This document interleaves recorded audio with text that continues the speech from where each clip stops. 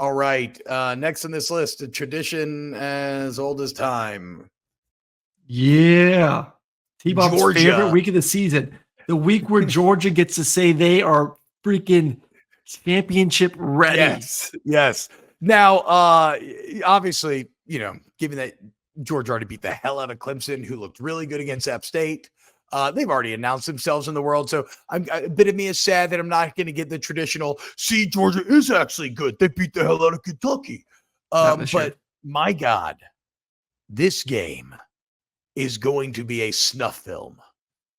This game should be banned for viewers under 18. This game should not be allowed to be shown in certain countries. If you were to bring up this game at church on Sunday, your tongue should start burning and the pastor should tell you to get the hell out because Kentucky does not stand a chance. In no way. We talked about it yesterday. Mark Stoops, for some unfathomable reason, has decided that he wants to play Georgia-style football at Kentucky, and that's how he's going to write his legend. And now he has maybe the worst version of that team that he has ever had. Oh, and the quarterback they're relying on, Kirby Smart, knows inside and out and had him for years and know exactly where he sucks and where he's strong. Oh, and the Georgia defense appears like they may be better than ever. I mean, Georgia's favored by 23.5. I would take this thing all the way up to 30. The only issue is that little hurricane that's going through you is going straight up through Kentucky and it's supposed to be pouring, pissing rain the entire game. Good. That favors Georgia even more. I guess, actually, I don't know if that's true. Yeah, I don't know if that favors. Just because it muddies up the works. Kentucky should not score a point against Georgia. Let's just start off with that first. Kentucky's offense, who struggled at home versus South Carolina last week, should not score a point against Georgia. And I love South Carolina's defense. We just went over that earlier today, but Georgia's defense, as TBob said, is even a step above that. They should not score a point against Georgia. Their offensive line is atrocious. Their quarterback play is not very good on top of it. They got good receivers, but if you can't protect or can't throw, I don't give a damn how good your receivers are.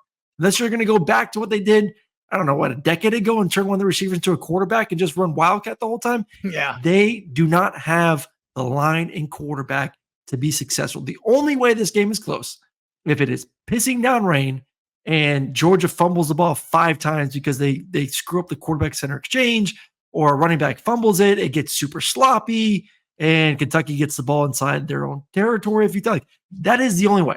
If this was a beautiful day and there was sunshine out, Georgia would win 45-0. Yeah. Kentucky has zero offense. Zero offense. And if it's a rainy day, they'll win 35-0. So I agree with you. Well, not 10 points off, but I don't think Kentucky can move the ball. I do not think Kentucky can move the ball. I mean, so I've heard whispers among Georgia circles that this defense could be trending towards challenging even that of the 21 defense. Do we agree or disagree? Yeah.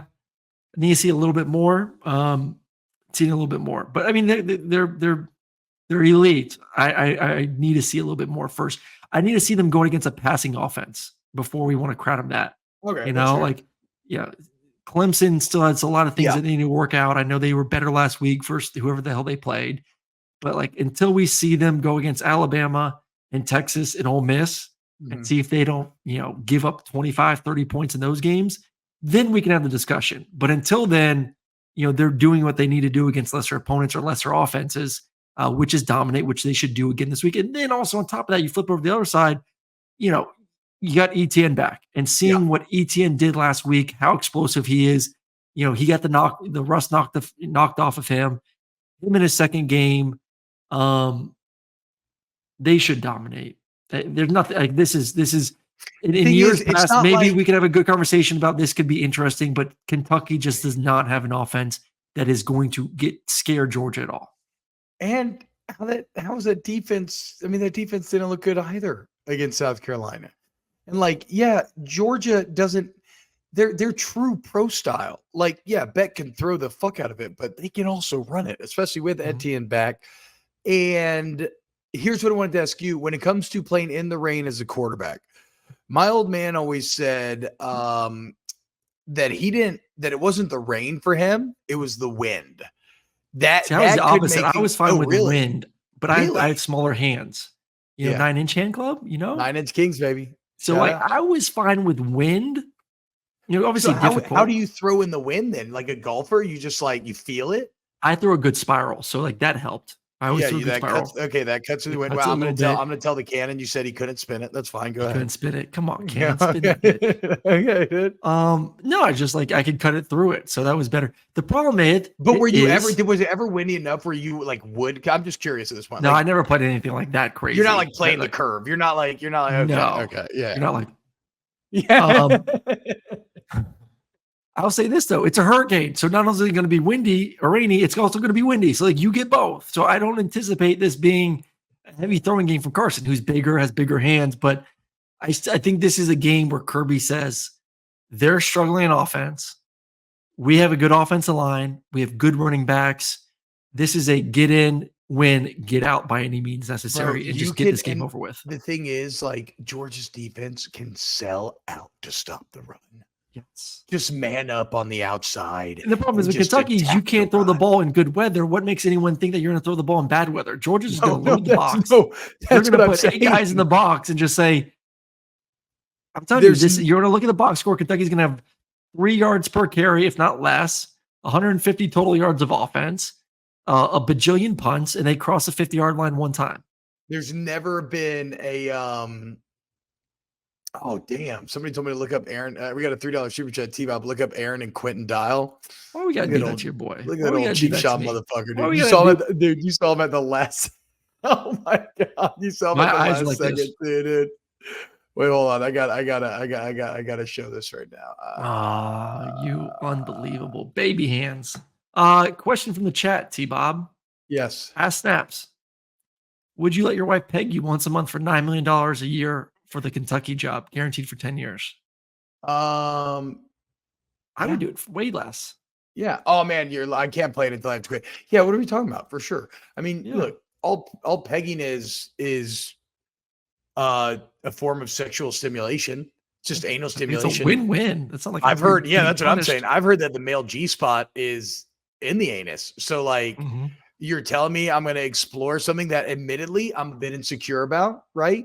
Like just without the money, it's hard for me to say I want to be pegged. Of all people who talk about sex and like how we should all not be afraid to talk about because we all watch porn and we all do it, to be afraid to do that is a little shocking. I wouldn't mind a finger up my ass. I could get there. And I could probably get to a full pegging situation. Maybe I don't know. It's having $9 million a year would just help me get there a lot faster.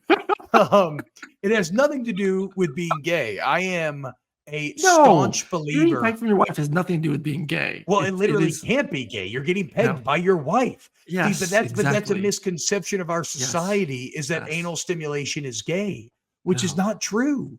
You're having sex with a female, it's straight. But again, I gay, straight, I don't care about any of it, to be clear. I'm just saying that's not where the fear comes from. The fear comes from it's very vulnerable.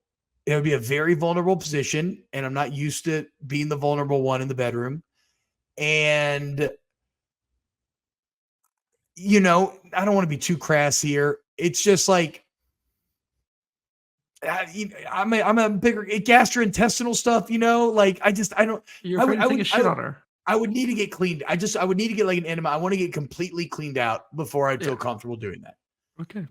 And so my message for Mark Stoops this weekend is to go ahead and get that enema before the game. Otherwise, you're going to shit all over yourself. And then I'm really going to call you Mark Poops. And everybody's going to agree with me. Georgia wins big. Georgia wins big.